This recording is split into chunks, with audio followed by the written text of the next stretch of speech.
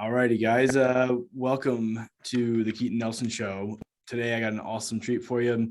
Our guest today is Calvin Archer. He is serial entrepreneur. He dips his hands in a whole bunch of stuff. He knows how to make you money some passive ways and some other not so passive ways. But Calvin, thank you so much for being on the show, man. Absolutely, man. It's an honor to have the opportunity to come on your show here and just get to sit down and talk with you, man. Yeah, for sure. So I'd love to get the viewers to get to know who you are a little bit and just kind of like tell us where you're from originally, how'd you grow up, how was like kind of home life like and all that type of stuff. Well, I grew up in Kansas City, Missouri. I'm one of 6 kids, so I come from a little bit larger family. I am the only boy out of all 6 kids. Oh, no way. Yeah. And usually, like, this is the extra thing that blows people's mind after I tell them that I'm the only boy out of 6 siblings, and there's 2 sets of twins in my family, and I'm also one of them. So, oh, no way. Yeah. That's right. I forgot you're a twin, man. That's crazy. Yeah. So, I grew up in Kansas City, grew up with a ton of sisters. I watched my dad grow up working in a corporate job. And he worked that job for 23 years. And then sometime around when I was in middle school, maybe late elementary, early middle school, he kind of started making a transition with his career. And when he entered into entrepreneurship, he bounced around from a couple different jobs. And then just ultimately after a couple of years of that, it was just like, it was very clear he wasn't happy with what he was doing, and he wasn't happy with the results that he was getting, continuing down that path. Yeah. And so all I know is that he and my mom had prepared for a period of time. They set aside that, rainy day fund. And so he just kind of had a period of time to where he could just gather himself when he determined that, all right, I'm not going to keep doing this, going down the same path. Like, that's the definition of insanity, doing the same thing over and over and over. That doesn't lead to the results that you want. And so he kind of had a period of time where he could gather himself and kind of take on that next step. And I just got to watch that entire process. And he started his entrepreneurial journey, and I got to watch him grow his business. And what's crazy is he started that in 2008. So if you remember what happened in 2008, that's when the Great Recession hit, the economy tanked. A lot of people were struggling, and somehow he started his business in 2008 and didn't just start it, but he exceeded his revenue each year on top of each other for several years in a row, and to the point to where he really built a good business around himself. Now, watching that process, as I was getting into high school, and I'm looking at, what am I going to be doing? What do I want to do in life? And who do I want to be in this world? My dad planted this really dangerous idea in my head of, why have a boss if you don't need one? Right. And so I didn't realize how much that idea would grip me until later years, as I entered different jobs and tried different things, to where it was like, I can't escape this. Like I've never been someone who's done well being micromanaged, or I've never been someone who really needs a manager to tell me what to do. All I need to know is what the parameters are, and I need to know what you expect of me, and it'll get done.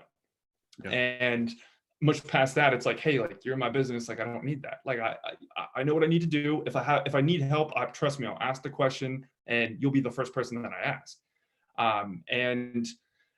So that idea was really dangerous to me. And I went through college, and when I got done with college, I was already on the entrepreneur bug, and was like, all right, I'm going to start a business with a couple of my really good friends, and we're going to rule the world and make a ton of money doing it. And I'm kind of kidding when I say rule the world, but I'm kidding about ruling the world. I zero we started into that business venture, and the company's name was called Proactive Energy. We're providing energy efficient products for homes. And we were passionate about, helping people transition to a little bit more renewables and things that could help them save on their monthly energy bills and all of that. But as we kind of began into that process, about 6 months in, we started hitting some real obstacles. We produced around $60,000 worth of revenue at that point for the company. About 6 months in, when you have to restock products and you're splitting everything 3 ways and you're doing this and you're doing that, that's not very much, just to let you know. And it doesn't Wait, hold up. Wait, what was going on?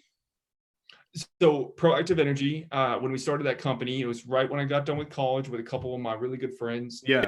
They're two of my best friends from college. Yeah. Really What was the issue with guys. splitting the money and splitting what was happening?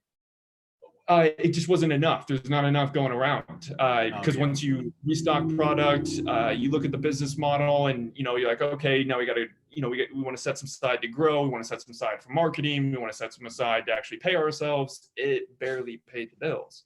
Right. And it was one of those things where it's like, man, we were having to put in a lot of effort. I don't know how we're ever going to be able to repeat this. I don't know how we're ever going to be able to train somebody to do what we're currently doing. And we were doing everything.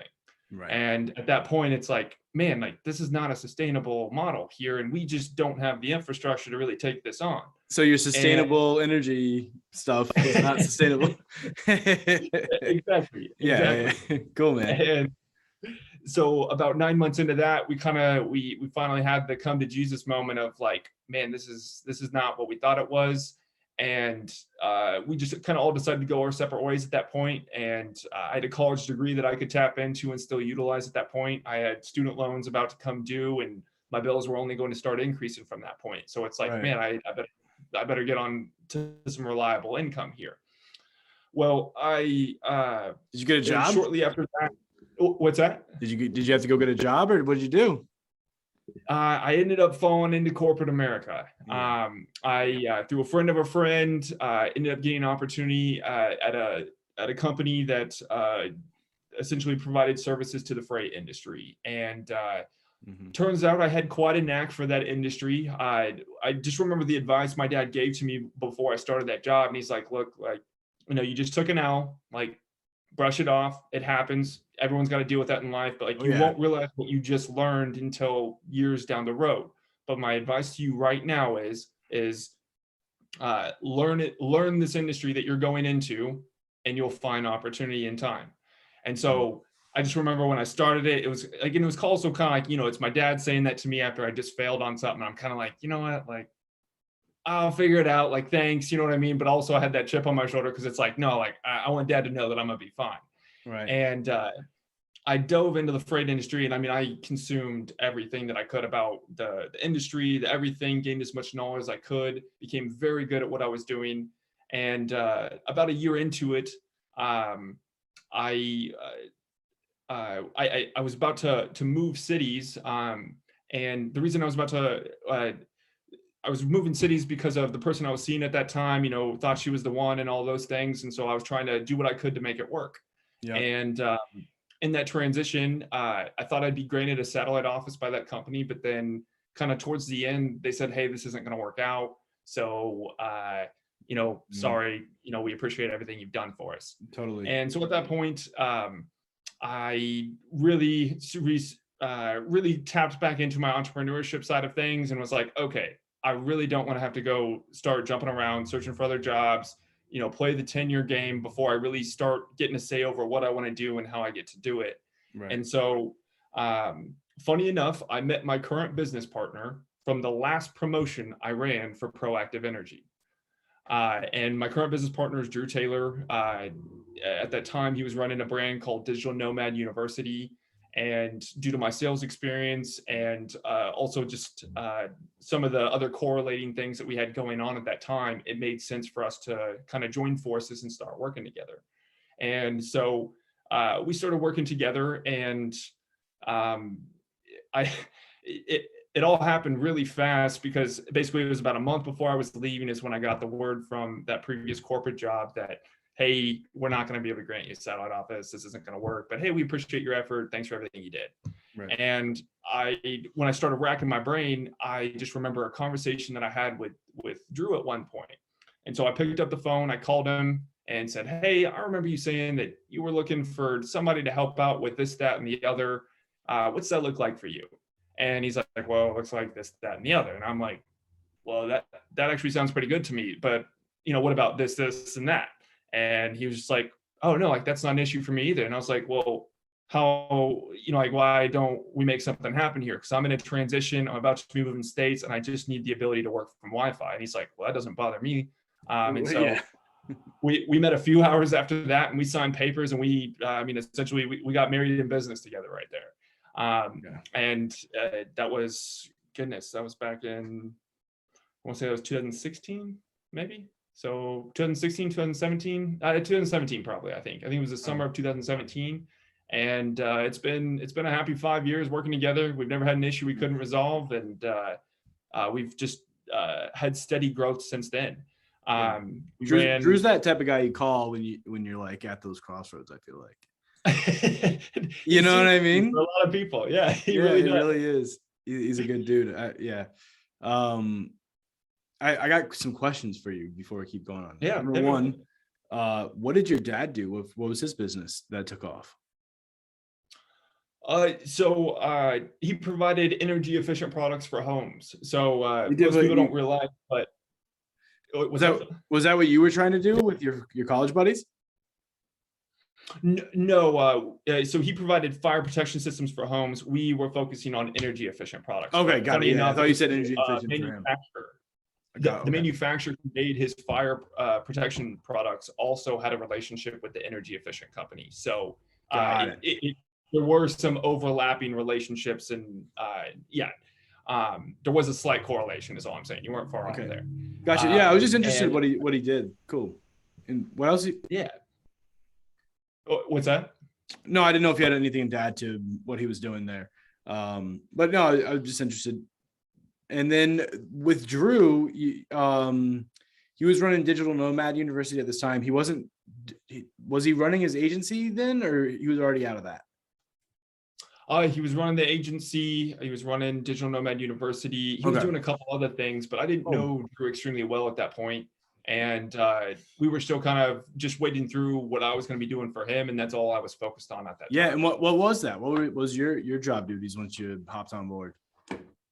So I kind of helped run the agency and did some consulting in that space, and kind of helped grow the agency and kind of just help the day-to-day go smooth. I already had prior experience with some of that work, and due to my sales experience, it just made a whole lot of sense for us for me to take that over and free up some of his time for the other things, because I knew in time I would end up branching into those.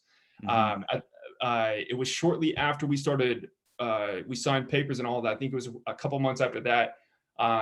He started getting into investments and started getting into becoming a lifestyle investor. And it was about that point where I got introduced to Forex. The Forex, when I say Forex, it stands for the foreign exchange industry. That's currency versus currency trading. So anyone who doesn't understand what that is, it's way simpler than it sounds.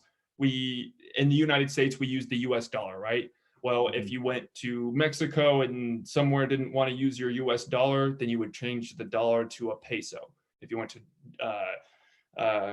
if you went to Britain, you'd change it to the pound. If you went to Europe, you'd change it to the euro. So all it is currency versus currency trading, and those values are fluctuating every day versus each other.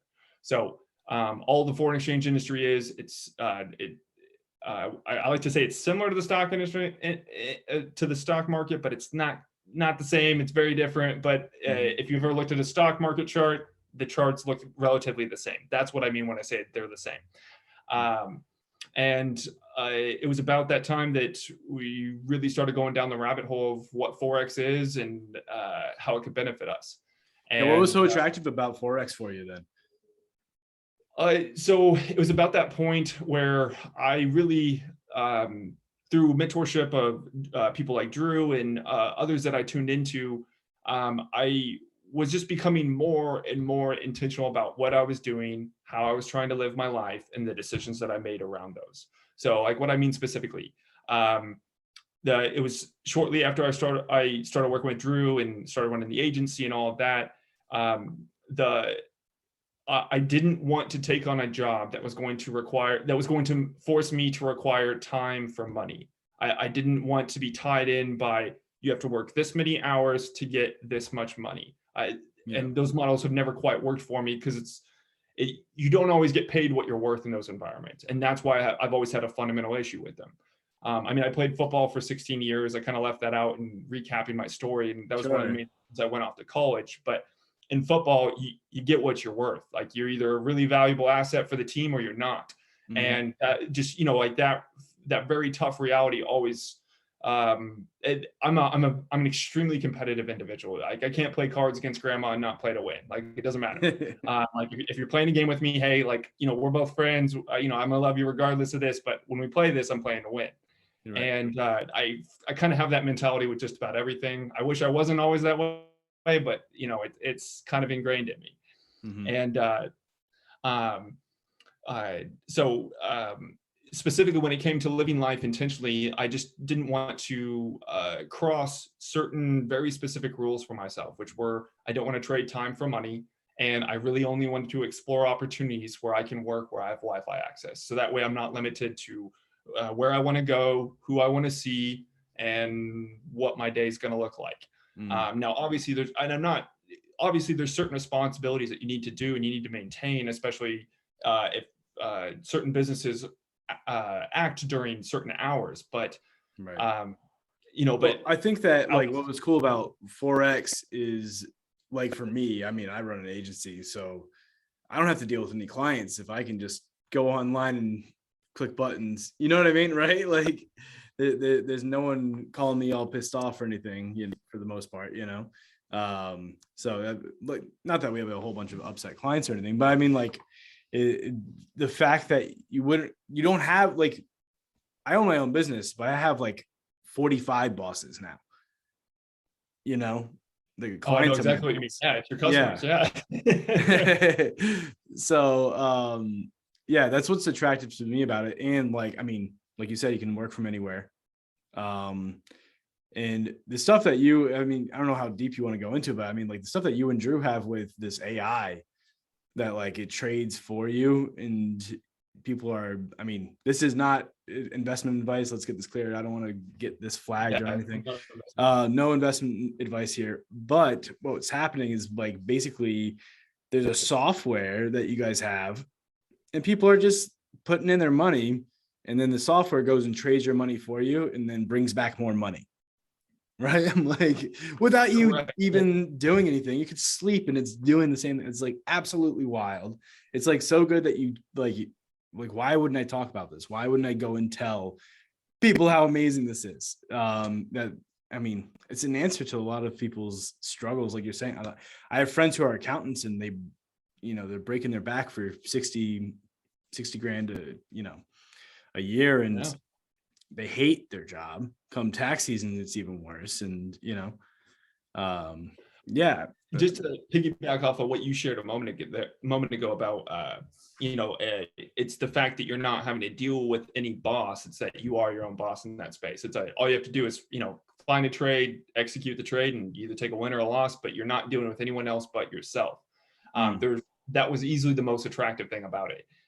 The agency that Drew and I were running together and have been business partners in for, you know, however many years now, you know, when everything's running great, it's running great. But whenever somebody's not happy, those are the moments where, you know, regardless of whether you make them happy at the end of the day or not, of course, you always see it through and you do all the right things and you act with integrity through all of it. But there's still an unpleasantness about that it's like, man, I don't want to have to deal with that a whole lot. And with Forex, it eliminated all of that.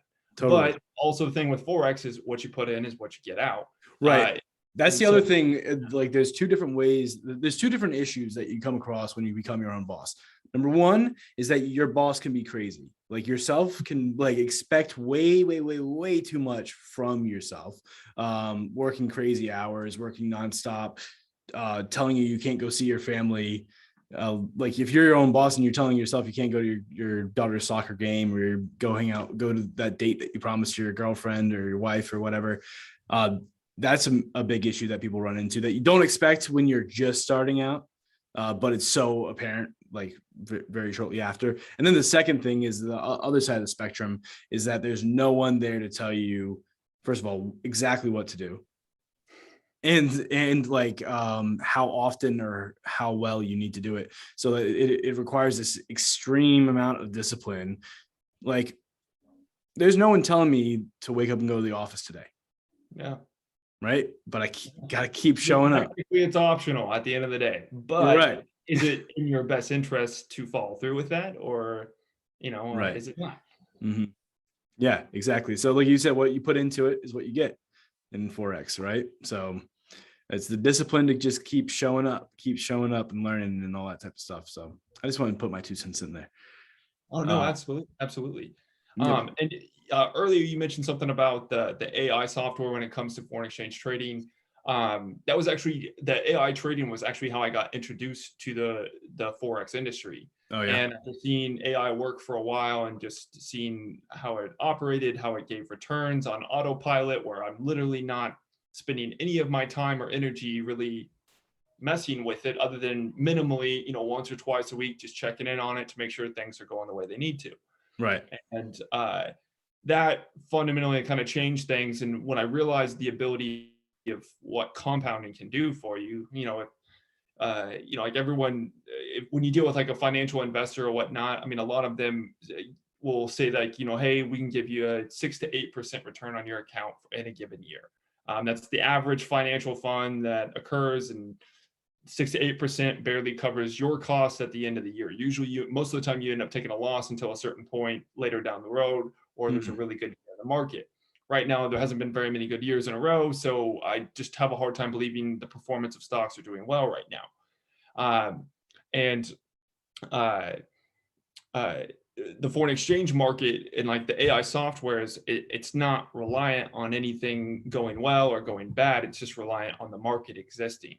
And so, it'll go buy or it'll go sell on whatever pair that it's trading. And it's all based off of previous information and knowledge and experience of the industry. And when you have the right settings in there, man, it's amazing what happens. And you realize the ability of compounding and just how quickly that changes things. Like take $100 and do a compounding calculator at 10% for a year. And it'll blow your mind what that number is at the end of the year. If you see consistent growth at 10% every week for 52 weeks in a row, it'll change your horizons. Yeah, it'll change your horizons.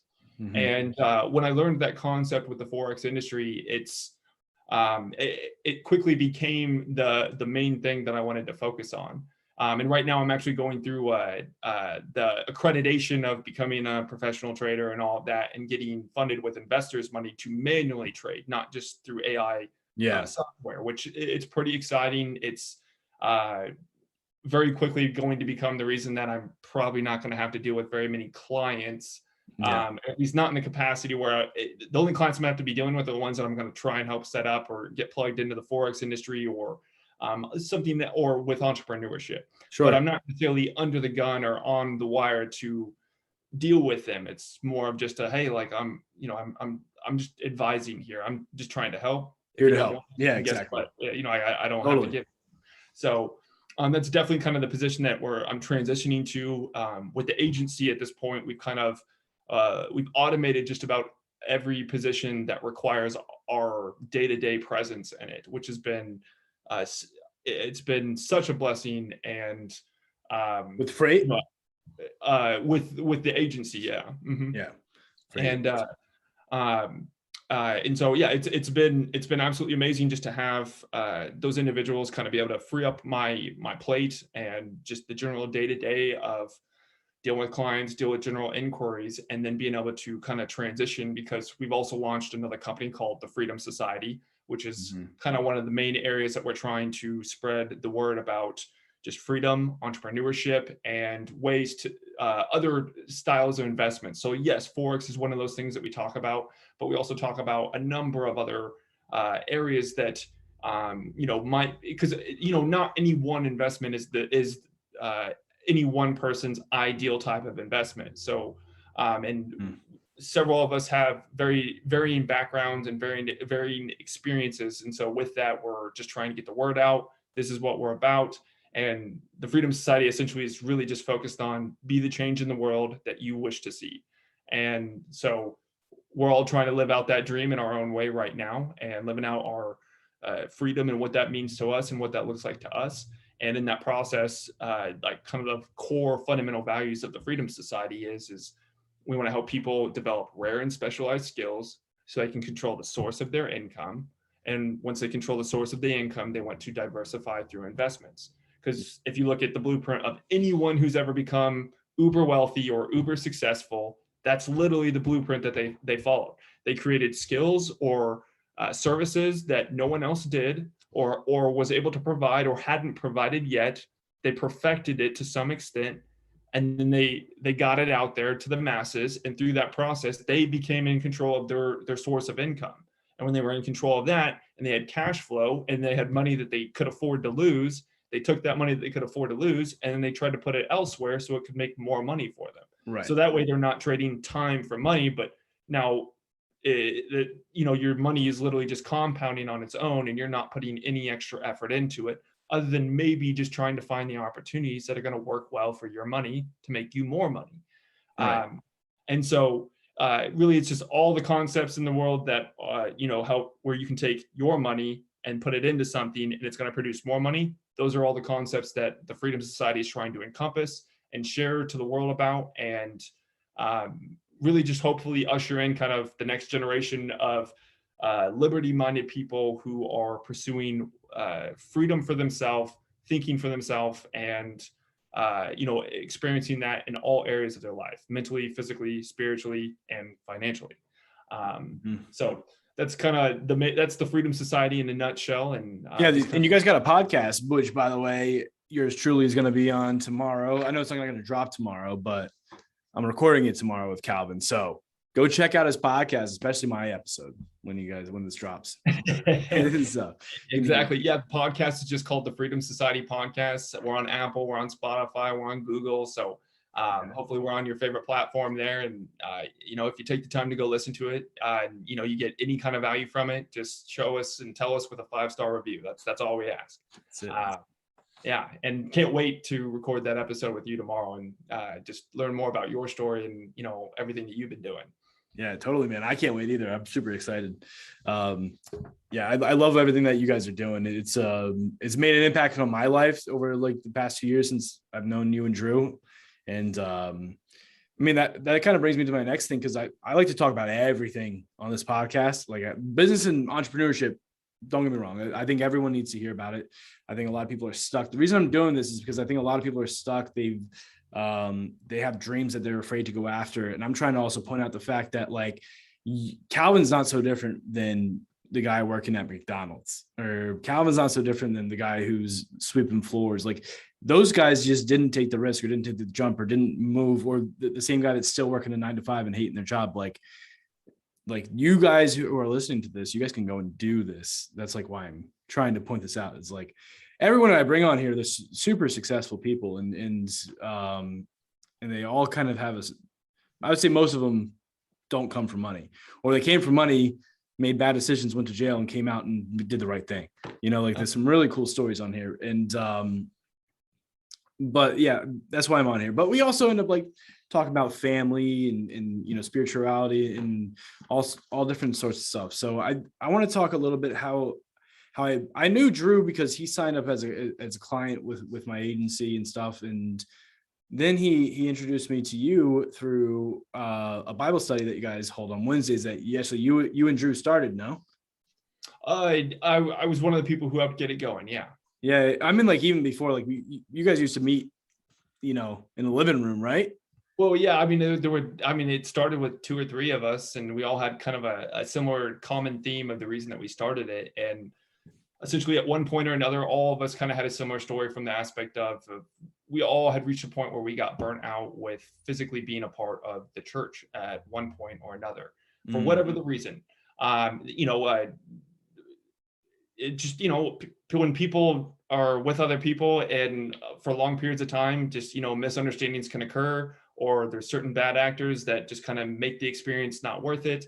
And through that process, like, all of us essentially got burnt out by religiousness, but not the relationship through, facilitating and understanding what the Bible says and who Jesus is and who God is and all of that. And so we just wanted a place to where we could come together, but, maybe take out all of that religiousness. And so that's where the idea of our Bible study came from. And the Bible study started with just this one fundamental idea of, is, we're not going to start with just a theme, or like, we're not going to just go through book by book by book and say, hey, this is what we're studying. It's no, like, you take the time through your week to have quiet time with God. And quiet time is something simply just spending time in God's word, spend time praying, and see what comes from that. Right. And whatever comes up, or whatever you're still mulling over by the time Bible study arrives, that's what you bring to the table. And that's what we take the time to talk and discuss amongst each other, Right. and get to the bottom of it as best we can.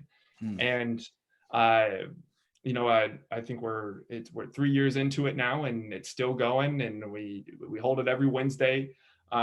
Since I think you're aware of it. I mean, I've had a few pretty big transitions since the beginning of the new year. Transitions. So, I mean, just to help everyone else, since the new year, I got married, I bought a new house, I moved states. There's a couple like, what else? I mean, those are huge. Those are all huge. Yeah. It's awesome, man. And I know you'll get there when you have the time and stuff. And same thing with me. I've definitely taken some time here and there, but I try to go as often as I can. But what's really cool about that was, when I don't know, when I first started, or like when I went to the first one, I was like, are these guys crazy? Like, all these people talking about Jesus and stuff. It's like a bunch of like young people, like a bunch of millennials and Gen Xers and stuff. But what was weird is like people would come and like either they say, this is the problem that I'm having in my life, or this is the thing that I'm struggling with, or this is what I'm asking God, or whatever. And then the guy, like, literally sometimes across the world, or like in other continents and states and countries, are just like, oh, that's this Bible verse for you. And it like answers the problem in a millisecond. It's like it. And then while that person's saying that, someone else in the call had the same issue, or like not the same issue, but that verse led them to another verse that they said aloud, which solved another person's issue or brought them closer. It's like, it's unreal watching that stuff happen, because it, like, when you first come on and you're like, haven't been to this church since you were 9 years old, and then you're like saw these guys like reading the Bible for and stuff, and then I saw people's lives being impacted and things like that, like just within like minutes on the call. It's pretty cool to watch. Definitely made me have a huge shift in my thinking and belief. It's cool. And yeah, so is there a reason, and I ask everyone this too, like when we get into this topic, is there a reason why you are a Christian and not any other form of religion? Like why is this one right? And why is it, like, not that the other one's wrong or what, but like, why is this one right for Calvin? Why is this the one you believe? I don't know. Was it how you grew up, or, I'd say a portion of it could definitely be credited to how I grew up, to some extent, but just since I became an adult and quit fostering the Christianity from when I was a young boy to being a man now who is on my own, not underneath my parents' roof, and fully thinking for myself and making all decisions for myself.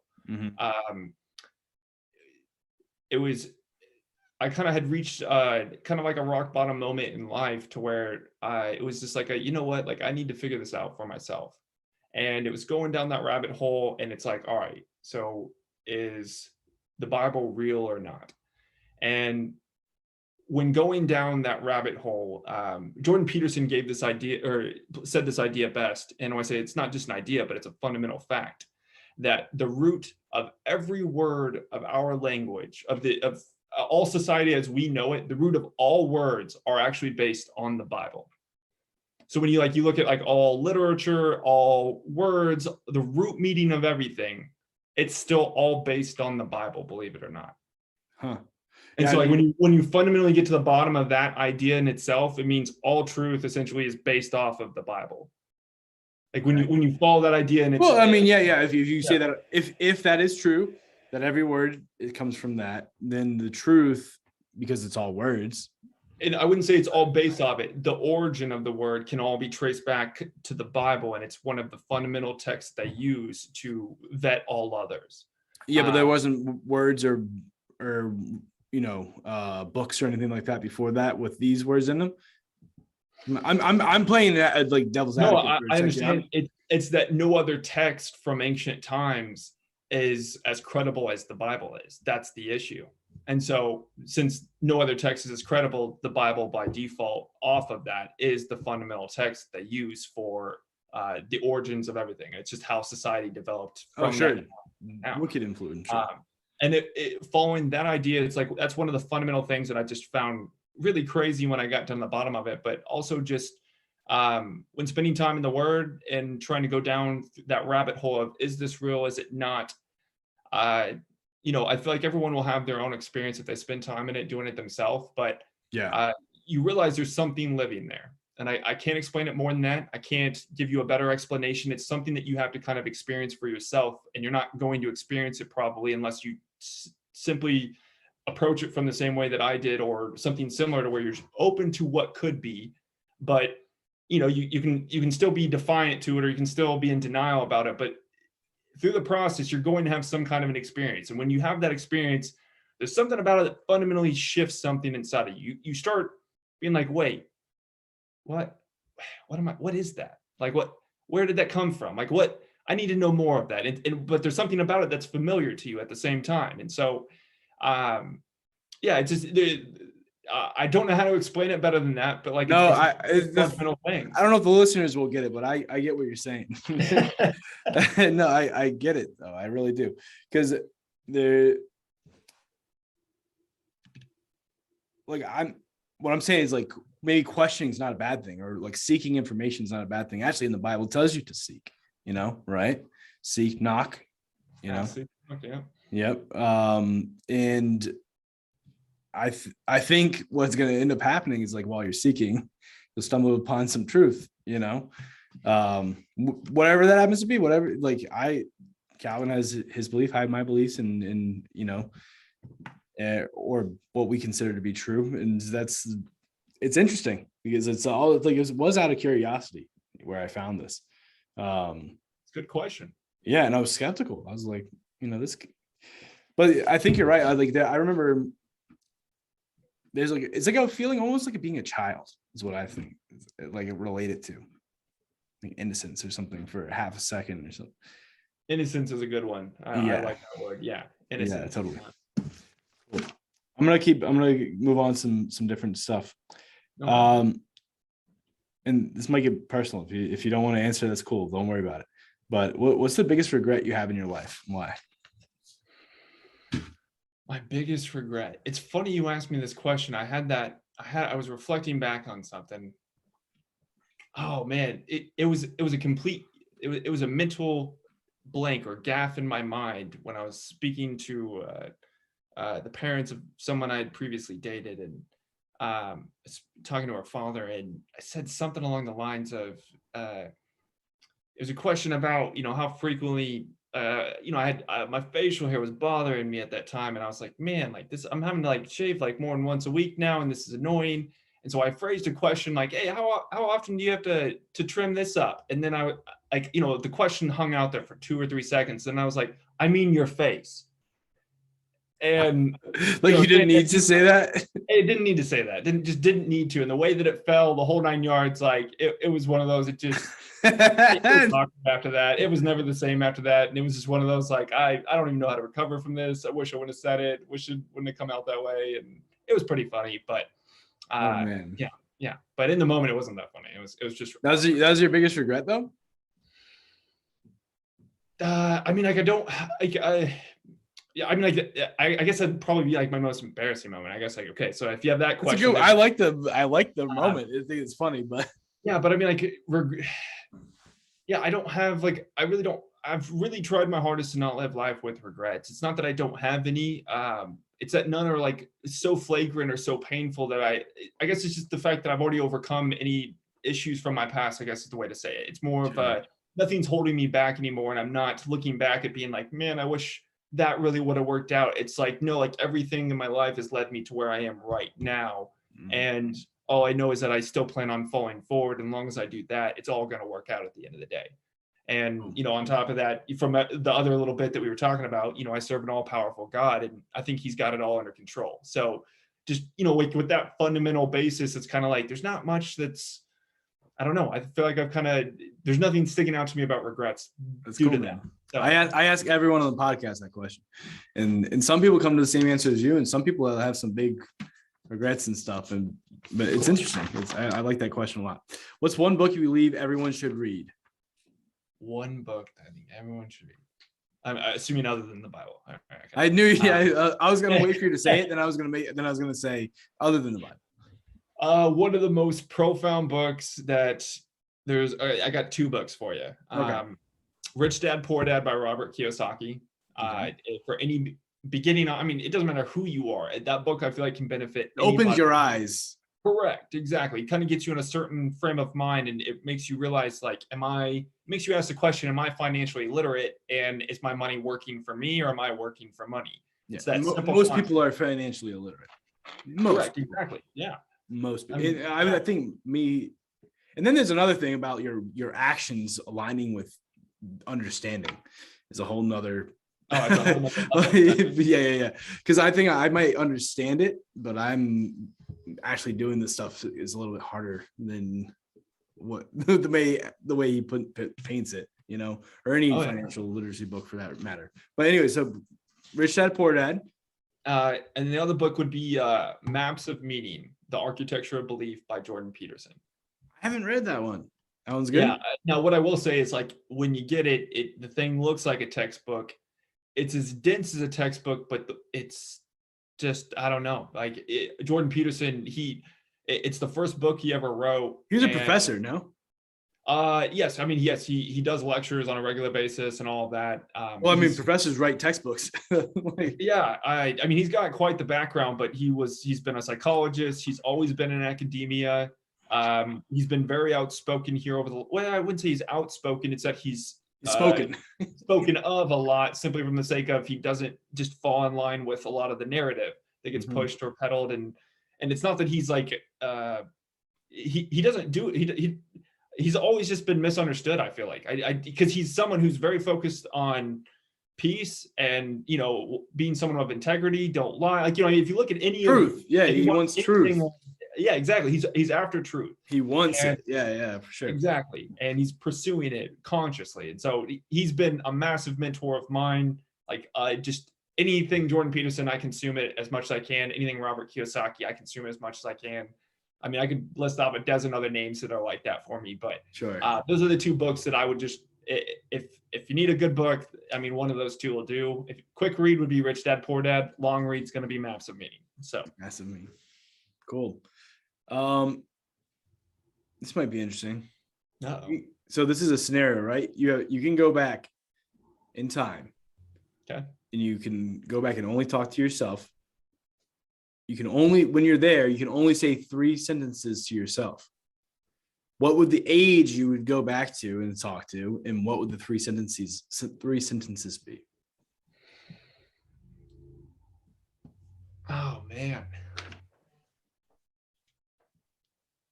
Well, I guess this actually, this could take me back to the regret question. And I wouldn't say it's necessarily regret, but it was just poor decision-making of myself in that time of life. When I was in college, I played football. Yeah. And I allowed a little bit of success to get to my head and then also affect the way that I continued on with just training and what I did on the weekends, how I pursued relationships. And so all of the advice would be about those 3 things of this is where you're at. These are the things to avoid. And don't let that get the best of you because of that. Specifically it's, it all comes down to don't party on the weekends. Weights are better than dates at that time in life because of what my goals were and what I was pursuing. Weights are better than dates. That's I got that line from my dad whenever I was bet. And probably the third one would be is give back more, or be more present. I've always struggled as just the way I operate, kind of who I am. I'm always focused on the next thing. I sometimes have a hard time being present, being here right now, and not thinking about the thing I need to do next, not thinking about the thing I have to do after this podcast. Right. And some of that's a little bit of the entrepreneur bug within me, because it's like no one else is moving the ship but me. Yeah. So Visionary. like I got to do all the things, but at the same time, there's a present, being present, and being here and not on to the next thing when I'm right here. So that'd be the advice I would have given myself, and that advice I would have given myself probably either to my 19 or 20-year-old self. That's who needed to hear that. Yeah, for sure. I'm right there with you. So who's the right person out there that you can help? Who let's say, whether it's Forex or coaching, not sure, who's the right person you can help, and how can you help them? Who's the right person I can help, and how can I help them?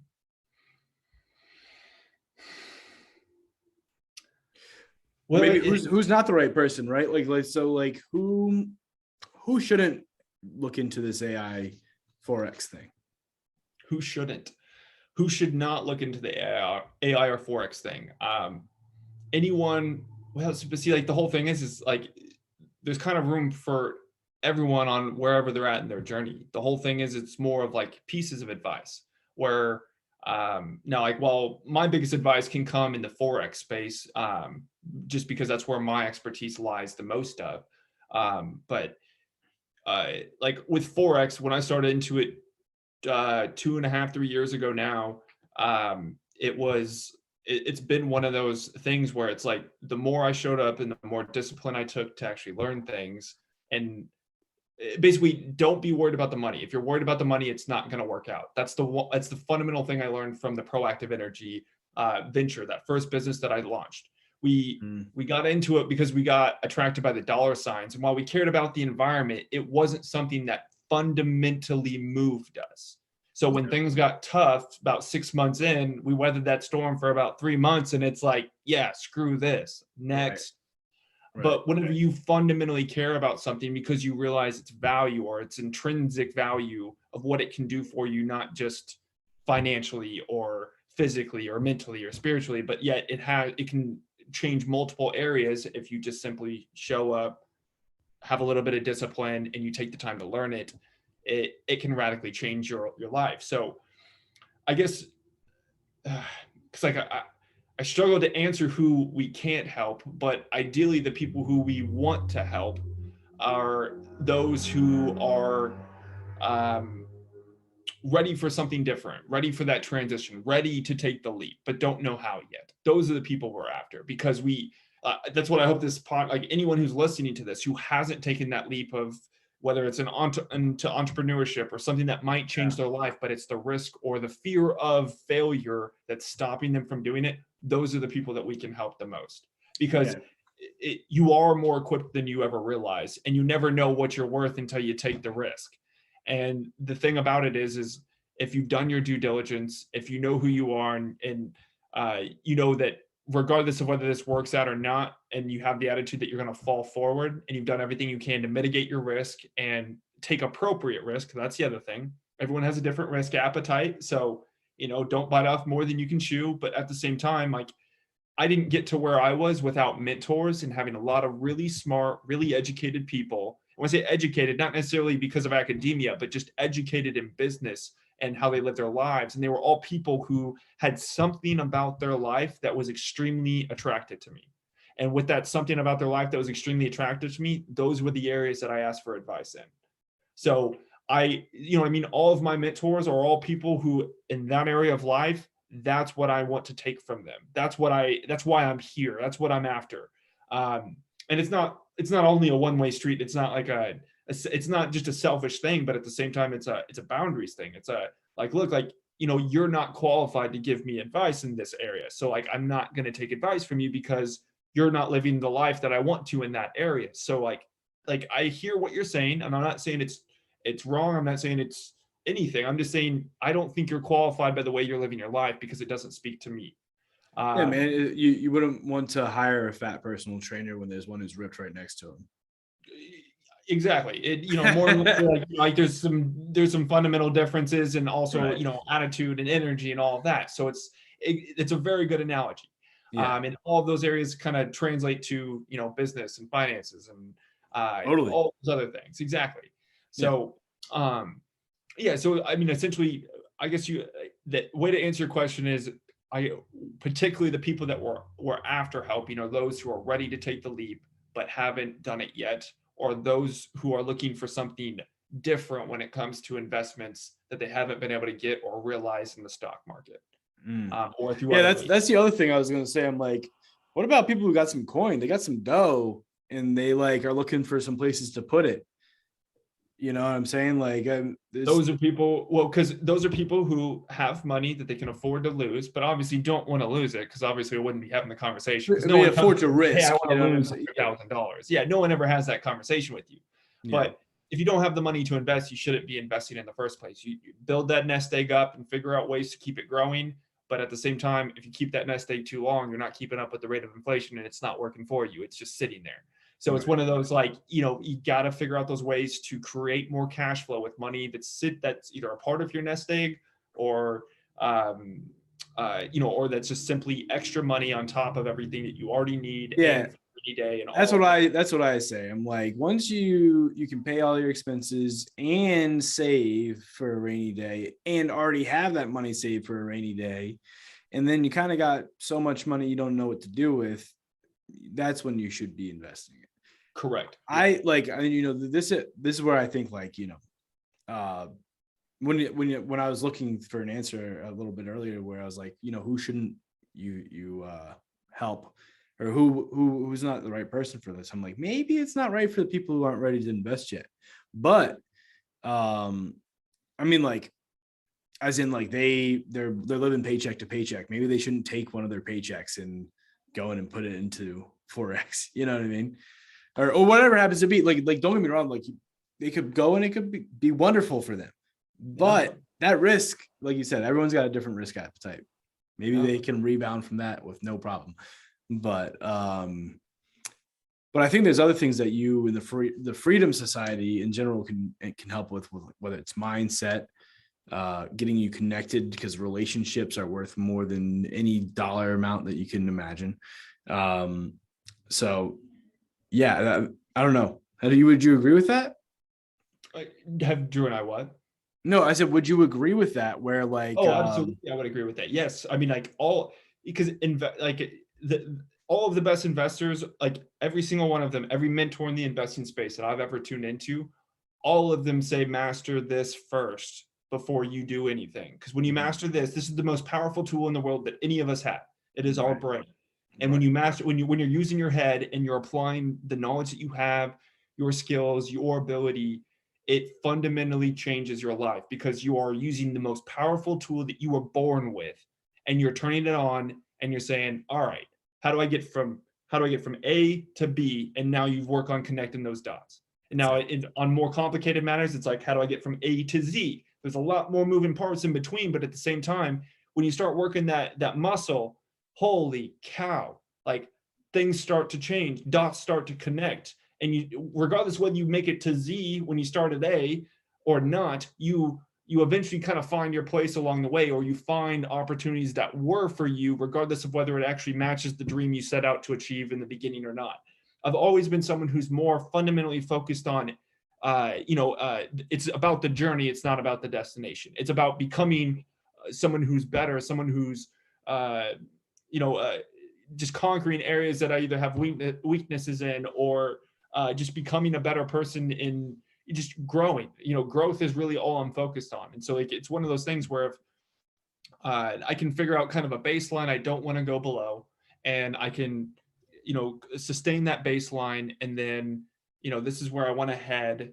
And then by sorry, I started this analogy and it went backwards on me, but you need to start with covering a baseline. Like, you need to know what your base expenses are. You need to know what your basic wants and needs are. And when you have all of that figured out, and you know where you're headed, you have a plan of action of, you know what to repetitively start to work towards and what skills to start to build or develop. Or if you don't know what they are, just keep exploring a little bit more. It's going to come to you. You're going to see the opportunity there. But the whole thing is if you're not asking, if you're not seeking, and you're not knocking, guess what? Nothing's going to happen.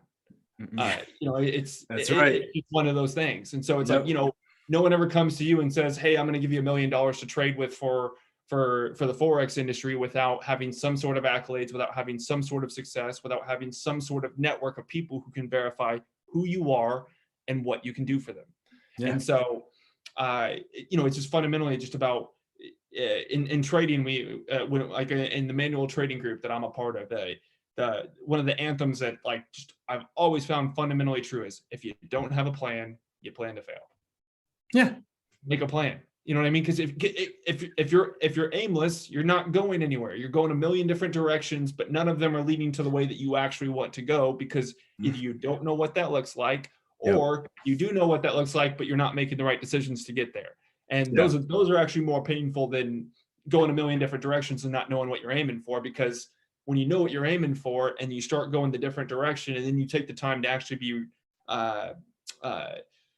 responsible for your actions and be held accountable for those actions, because who can hold you accountable when you're an entrepreneur? You. Yeah. Exactly.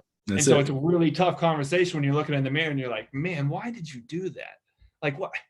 Oh, man. Okay. Oh, I'm looking at myself right now. This is tough. Okay, let's stop this conversation. But when you can actually face those conversations and make it through them, you come out on the other side a better person, and you get back on track. And that's the thing. Success isn't linear. It's not just 0 to success. It's it's some valleys. Exactly. Yes. There's mountaintops and there's valleys, and you just have to keep going down that road. Yeah. So, man, before we wrap this up, I want to just, first of all, thank you so much for being on here. Right.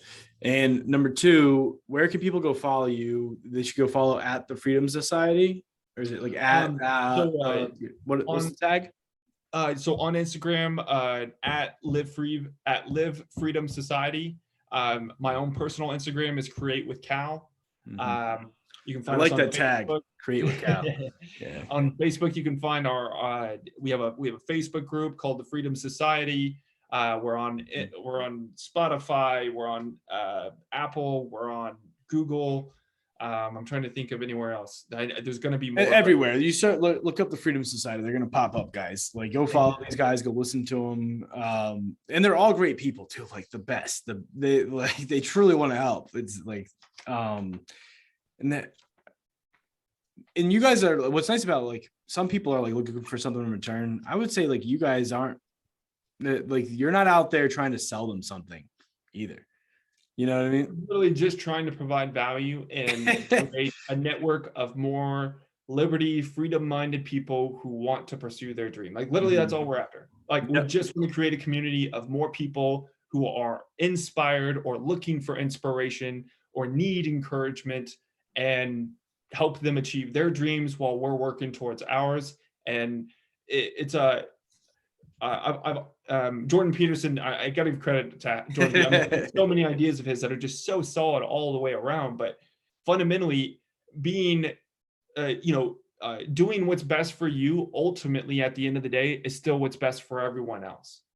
So it's one of those fundamental things of, if you can figure out what's going to work for you, how you're going to be able to provide for your family, how you're going to obtain your dream, and you start pursuing it, and you start doing it with integrity, and you start doing it with the intention of serving others, it fundamentally changes everything of what you're doing and why you're doing it. The tag in the signature of my email is service leads to greatness. It's a quote by Jim Rohn. He's a famous motivational speaker. Yeah. Okay. You're familiar with him. And at first, when I first had that put in my email signature, I was kind of like, people appreciate this. And I didn't appreciate it all that much. And then through the process, like, I really started thinking into it. And I'm like, what provides a lot of purpose and meaning in my life?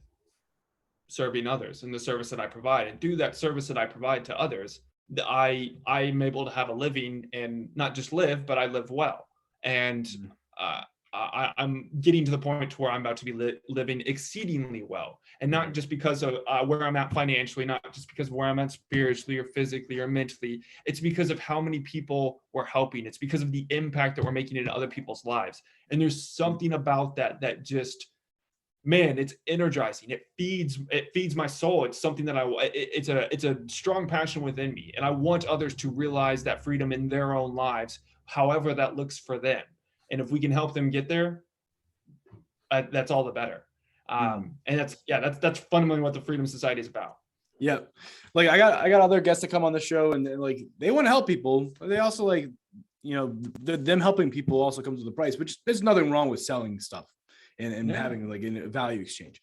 But you guys, there's something special where like you guys aren't out there. You're building a community. You're not out there trying to, pinch a dime out of everyone. So like these are the best people in the world to go talk to. They're genuine. They're nice. They care. They like everything you just said. I don't even have to re-say it. I'm going to have Drew on next week or something like that. I don't know when these episodes are going to drop, who's going to go first or second or whatever, but people listen, you'll hear the connection. So if this one's first, go listen to Drew. And if you just came from Drew's, you'll see it. It's awesome, man. I'll have to get Jesse on here. What do you think?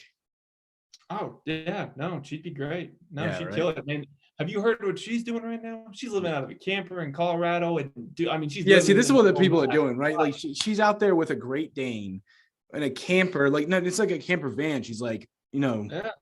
driving around, living in like these crazy views, going out to concerts, traveling everywhere. It's awesome. Like I said, like Oh, yeah. I went from not going on a vacation for 6 years, and I've come June, I think I would have traveled 6 out of 7 months, the last 7 months. Like that never would have. It's crazy. There's a lot of wonderful things that can happen when you invest and go after your dreams and do the things that are kind of scary to do at first. But we're here to help you. These guys are here to help you. Go check them out. And listen, I don't want to sell you anything either. This is shows for free. This is what I ask. This is your payment. Go and share it out. Even if this episode wasn't for you, it was for your cousin, your friend, your aunt, your uncle, your mom, whoever. This is going to mean something to someone. Go share it out, please, and get those reviews on there because we want to get more awesome people like Calvin on here. And until next time, peace. See you guys.